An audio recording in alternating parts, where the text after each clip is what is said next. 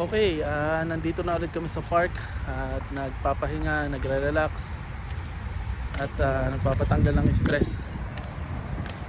Okay, so tumawag na sa akin yung HR at hinihingi na yung documents ng aking mag-ina para ma-cancel na sila at ma-cancel na rin ako kasi hindi daw sila makakapag-hire ng bago sa position ko kung hindi pa nakakancel yung aking visa. So kailangan ko nang makancel yung visa ko, pero humiling ako sa HR na bigyan pa ako ng konting panahon kasi wala pa akong nakukuhang trabaho at wala akong pera. So pinagbigyan naman ako ng management ng may-ari ng 1 linggo para makancel yung visa ko at visa ng mag-ina ko. So doon pala magi-start yung aming 1 month grace period. So after 7 days, ika-cancel na nila yung visa ko. So buti na rin sila yung magka-cancel kasi ibayad yung cancellation ng visa ng mag-ina ko kung ako yung magka-cancel. So sila na rin yung magka-cancel ng visa ko at visa ng mag-ina ko. After ma-cancel yon, so doon na magi-start yung 1 month grace period. So within 1 month, kailangan makahanap ako ng trabaho. Kung makahanap man ako ng trabaho, hindi pa rin aabot yun. So kailangan talaga mag-extend ng visa yung mag-ina ko. Either visit visa for 2 months or 1 month.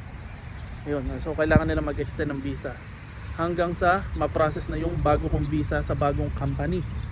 At i-sponsor ko na ulit sila sa panibago kong visa o panibago kong company. And ang kailangan ay i-hold ko yung kanilang visa. Kailangan i-hold yon. So 5,000. So pag na-hold ko yon, lumabas na yung visa ko, may sponsoran ko na sila, and then ibabalik naman nila yung 5,000. So mare-reimburse naman yun. Pero kailangan ko munang i-hold yung visa nila. So yun ang mangyayaring proseso. Yun ang prosesong legal na mangyayari. And hopefully makahanap na talaga ako ng bagong company o trabaho. And yung kasing tumawag sa akin na sigurado na, March pa magbubukas. Mag-hire pa lang siya sa February. So medyo matagal pa. January 16 lang ngayon. So maghihintay pa ako ng ilang buwan. At yun ang problema kasi wala akong pambayad sa mga visa ng mag-ina ko. At kung sakali sa akin, paano yung pambayad ko pa sa bahay at saka sa school ng aking anak. So financially yun ang problema ko. So financial problem lang talaga, medyo malaking pera. Pero once nakakita naman ako ng trabaho na mag-start na ako, magkakaroon na ako ng visa, madali na kasi pwede ko nang ipangutang. Total, kung may trabaho naman ako, mababayaran ko na sila 100%. Ang problema, paano ko mangungutang kung wala naman akong trabaho? So yun ang medyo concern ko ngayon at saka malaking problema financially para sa visa ng mag-ina ko.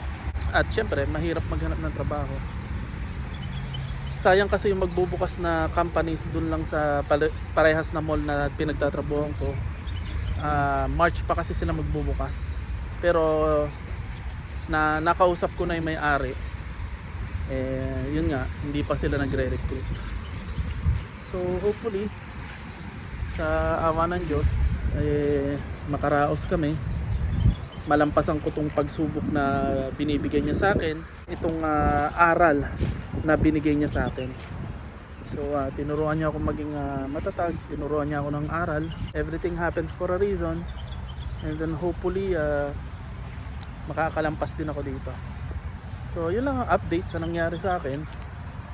And bukas papunta kami dun sa tiyuhin ko. So kung mapapanood nyo yung dati kong vlog, may tiyuhin ako dito. So bukas pupunta kami doon para maghanap-hanap na rin ng trabaho at maglibang, magsaya, mag-relax para matanggal yung stress. Gusto nyo masubaybayan yung video ko, panoorin nyo yung mga luma akong video ng mga buhay-buhay ko dito sa ibang bansa, sa UAE, sa Dubai, sa Abu Dhabi. Bago mangyari sa akin tong trahedyang to, panoorin nyo yung mga una ko pang mga karanasan dito, kung paano ako natanggap dito sa trabaho na to, kung paano ako nakatulong dun sa mga kababayan natin, kung ano yung mga ginagawa namin pamilya pag may trabaho ko at pag day off ko.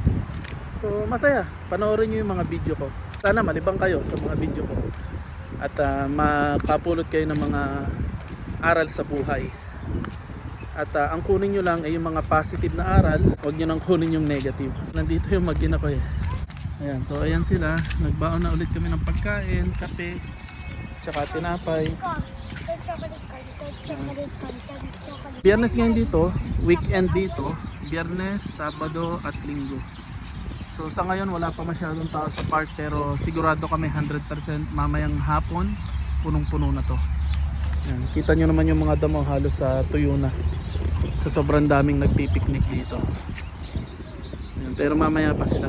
So every weekend puno tong park na to. Okay, so magpapahinga-hinga muna kami dito. Okay guys, tumambay muna kami dito sa tabi ng dagat kasi napakaganda ng view. Kulay green yung tubig. Napakaganda. Patanggal ng stress at problema. This guy.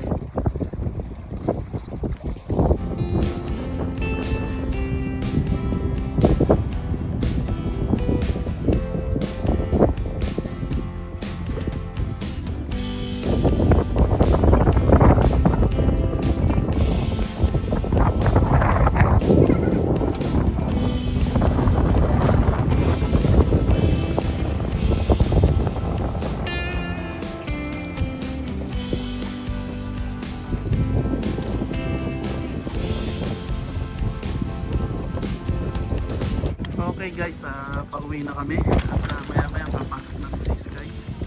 Maliligo pa siya, so uwi muna kami. So yun guys, uwi muna tayo kasi papasok na si Sky. Punta muna kami sa Corniche para magpalipas ng oras.